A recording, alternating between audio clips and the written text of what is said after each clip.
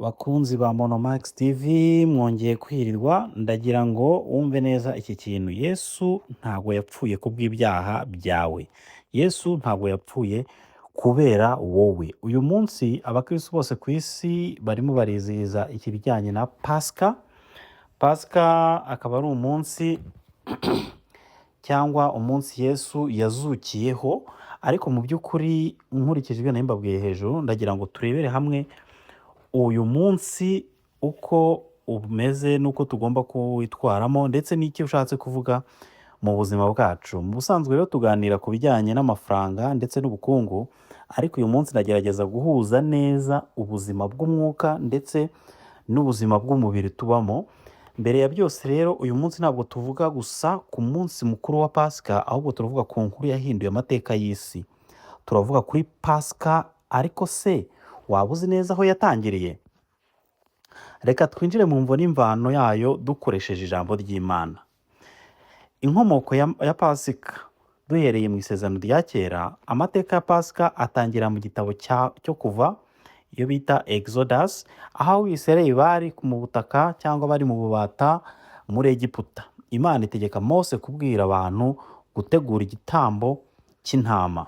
Ibyo bintu tubisanga mu kuva 12 umurongo wa 5 kugeza ku murongo wa 7.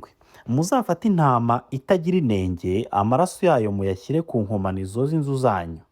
Ariko kuki ayo maraso yari ingenzi?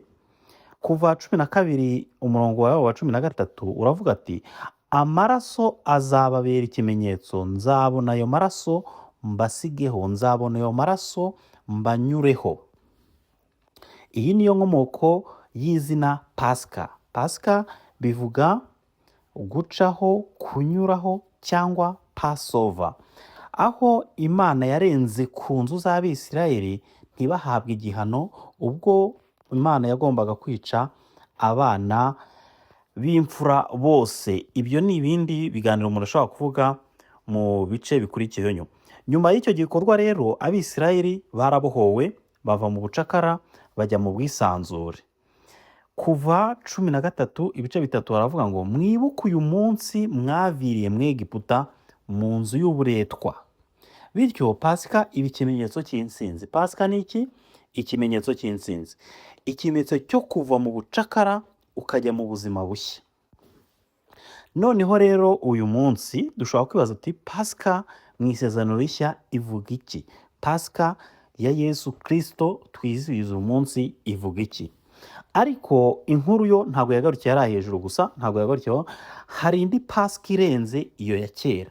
Mu isezerano rishya Yesu aza nk'igitambo nyakuri. Urugero, muri Yohana 1:29, dore umwana w'intama w'Imana ukuraho ibyaha by'isi cyangwa ukuraho ibyaha by'abantu. Abakorino 5:7, Abakorino ba mbere haravuga ngo, Kristo Pasika yacu yaratambiwe, ugakomeza. Aha niho ibintu bihindukira.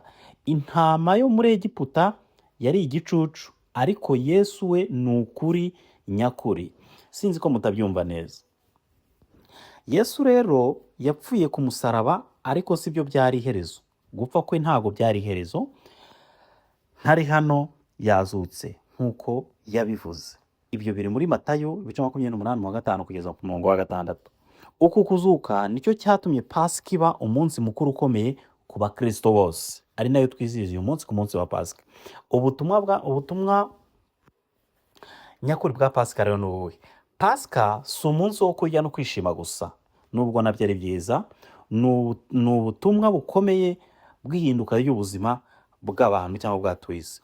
Abaroma 6:4 haravuga ngo, twazukanywe nawe kugira ngo tugende mu bugingo bushya. Ni ugusohoka mu bucakara bw'ibyaha, ni ugutangira ubuzima bushyashya.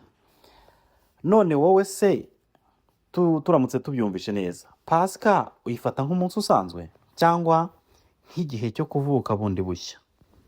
Wibuke amaraso y'intama ya kera yarokoye umubiri gusa, ariko amaraso ya Kristo arokora ubugingo. Reka rero tunyarukire muri tunyarukire muri boardroom yacu nk'uko ari Igajiro Show and Boardroom, tugerageze noneho guhuza ibi ngibi tubonye bya Pasika, tubihuze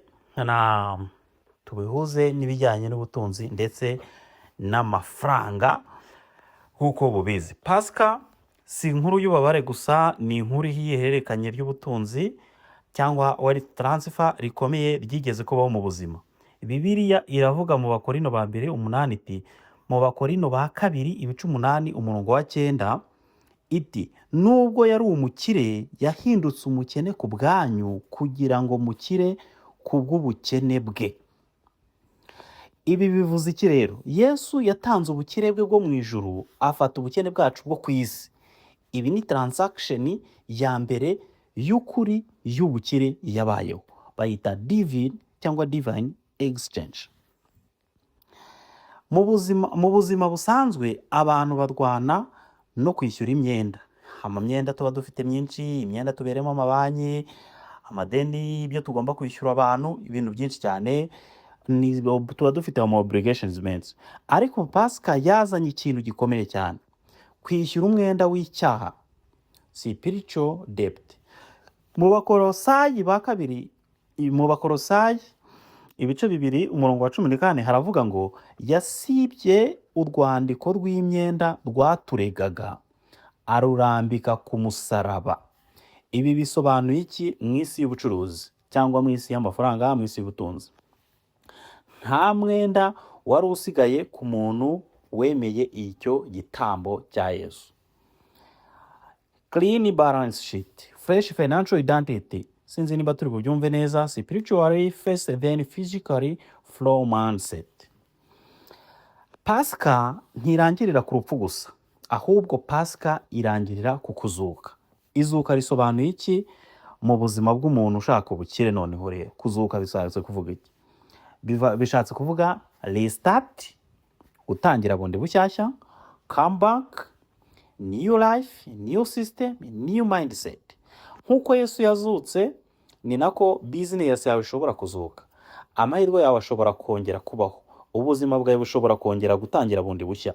Pasika ni message ya it's not over. Ndi hano kukubwira ko uyu munsi nkubwira ngo Pasika ukwiye gutekereza ngo it's not over. Abantu benshi bashaka amafaranga ariko ntibumva systeme y'ubukire bw'Imana. Pasika itwigisha ubukire nyakuri butangirira ku gutanga cyangwa sacrifice, igitambo. Value cyangwa agaciro, icyo twakwiye agaciro kaba karuta cyane, agaciro kabyo karuta cyane amafaranga. Investment ukora cyangwa ishoramari ukora niyo utanga mbere y'inyungu. Yesu yatanze ubuzima bwe, litani yabaye iki? Yesu yatanze ubuzima bwe, twebwe birasaba iki? Ubuzima, Yesu yatanze ubuzima bwe kugira ngo amamiliyoni y'abantu abashe guhinduka, abashe kubona ubuzima.